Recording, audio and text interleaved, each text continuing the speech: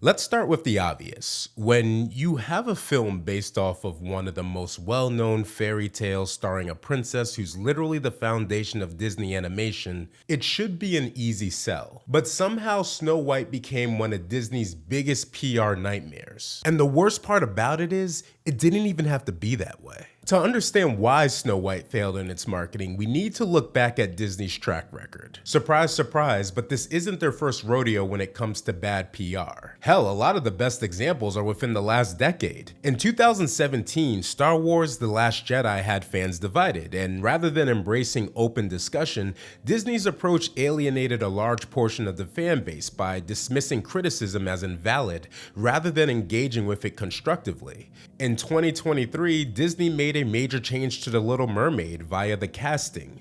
The backlash surrounding Halle Bailey's casting could have been handled with confidence and celebration of diversity, but instead, the response from Disney felt defensive. They focused too much on shutting down criticism rather than uplifting the film's positive aspects. Hell, not even a month later, Indiana Jones and the Dial of Destiny came out, and fans were immediately taken back by how they were showcasing what was a long-standing beloved character, and by pushing back as hard as Disney did, it confirmed a lot of the fears people had. What's crazy is the list goes on and on. Those were just some of the major ones. But the one thing all of those have in common was that the negative PR did the one thing Disney really didn't want to happen with those films.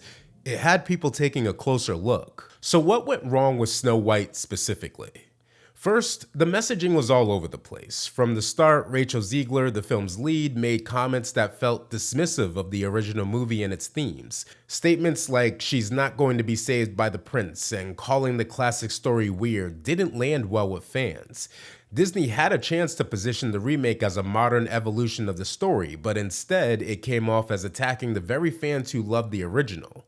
And make no mistake, there are many fans of the original. It's one of the most important pieces of animation to ever exist simply because it paved the way for a lot of what we have now. So to a lot of people, to dismiss it as such didn't sit well with them. Then there's the issue of imagery. When early promotional photos showed the Seven Dwarfs as a random mix of characters rather than the beloved personalities audiences remembered, it caused confusion. Was this really Snow White anymore? And instead of clarifying, Disney's silence allowed speculation and frustration to fester. And let's not forget the delay in addressing concerns. By the time Disney attempted to do damage control, the narrative had already been hijacked. And perhaps that's the biggest lesson here. If you wait too long to steer the conversation, someone else will do it for you.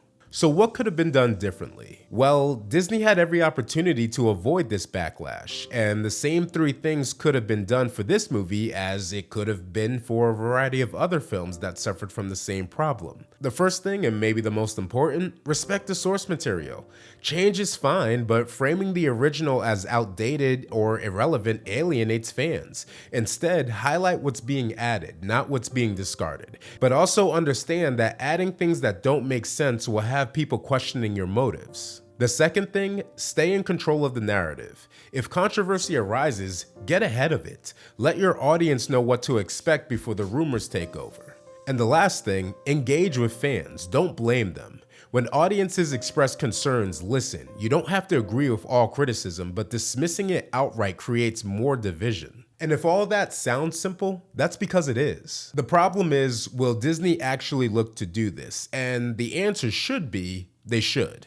Look, the backlash to Snow White wasn't inevitable. It was the result of poor marketing choices and a failure to understand the audience. But again, the good news is it doesn't have to be this way. If Disney and Hollywood in general learns one lesson from this, it should be that fans aren't the enemy. Audiences want to love these movies, they want to be excited, but they also want to feel respected and not be taken advantage of. So the next time a classic gets a remake, maybe, just maybe, the first step should be to embrace what made it beloved in the first place.